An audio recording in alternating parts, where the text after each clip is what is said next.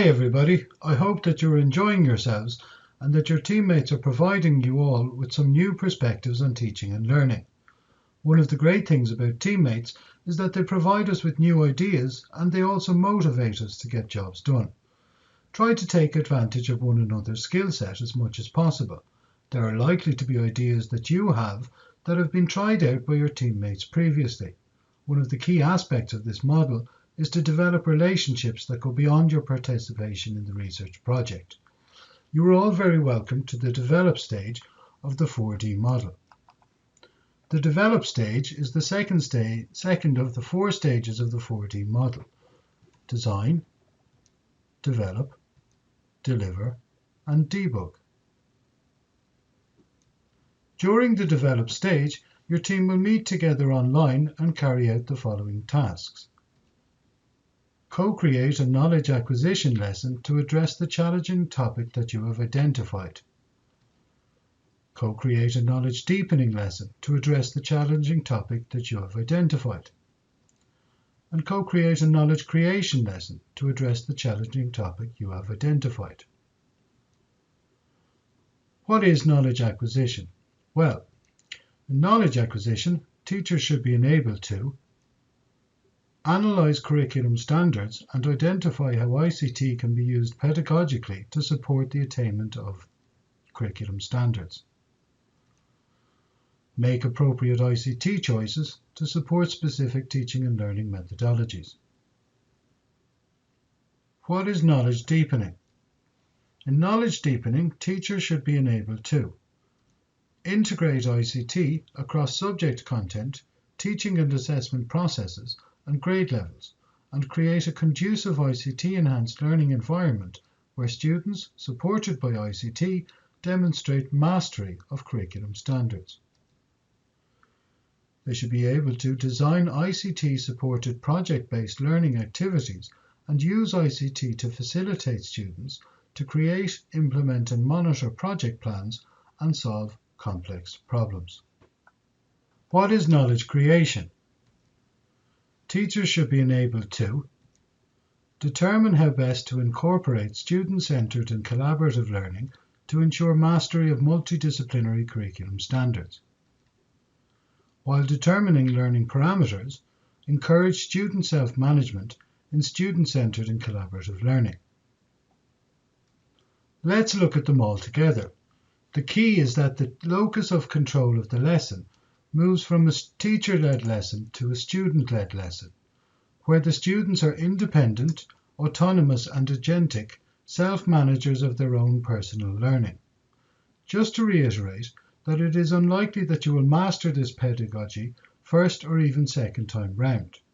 The key to this stage is that the team develops their own perspective of these categories and designs lessons that are achievable with the students in their own classes, in their own schools, and with the resources you have on hand.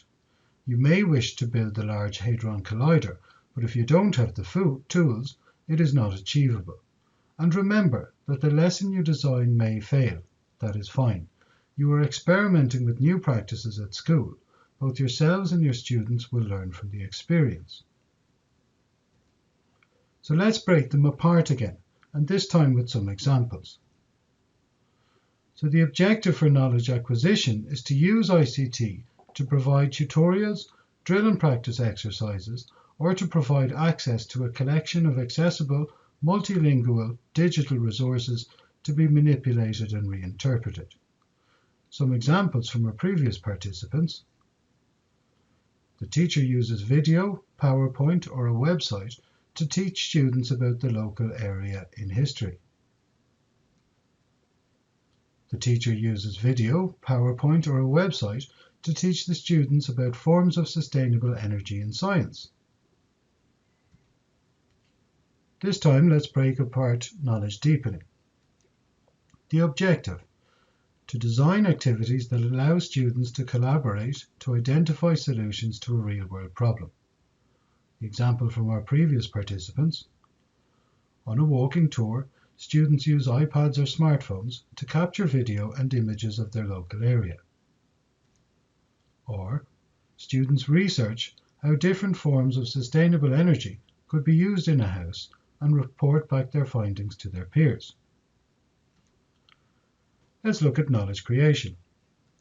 The objective is to devise a set of activities that task students to work together to produce a digital product or artifact or develop a virtual environment. Example from previous participants. Each team of students develops a web page, a video, or a Minecraft world of their local area.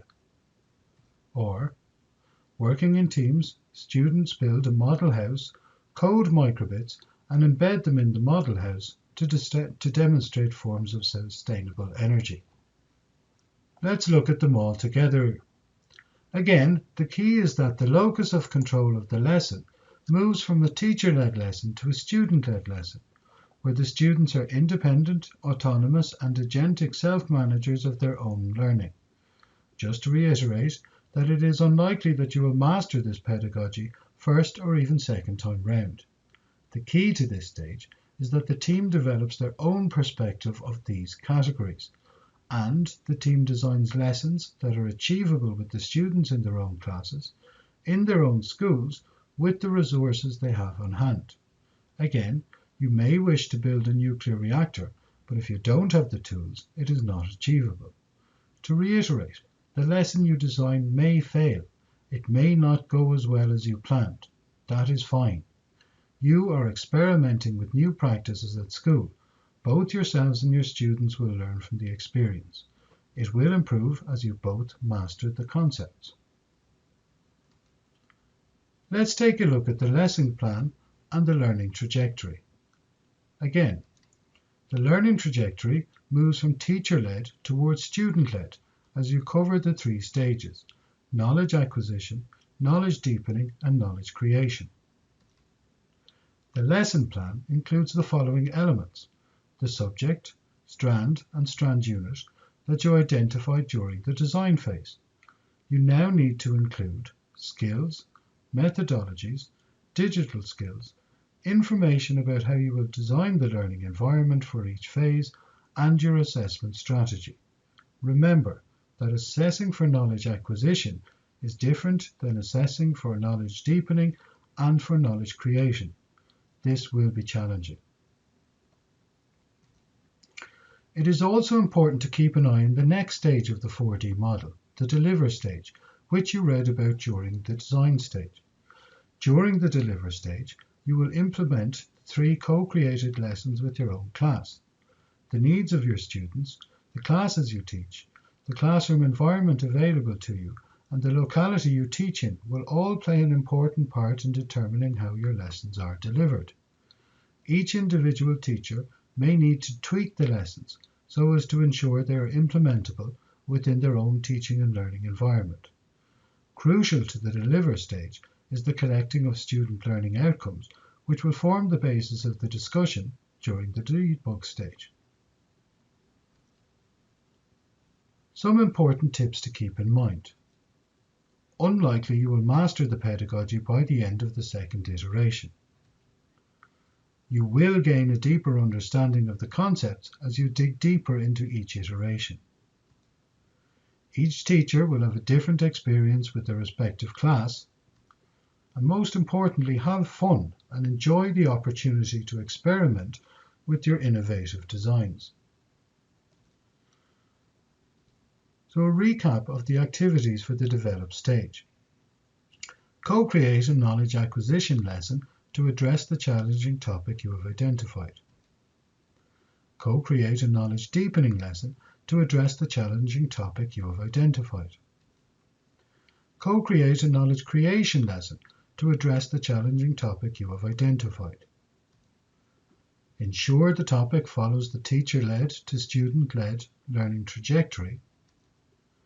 Ensure that you include subject, strand unit, skills, methodology, digital skills, design of the learning environment, and assessment in your learning plan. Finally, good luck with the develop stage of the 4D model, and once again, thank you for your time. If you have any questions or issues, please feel free to contact me directly.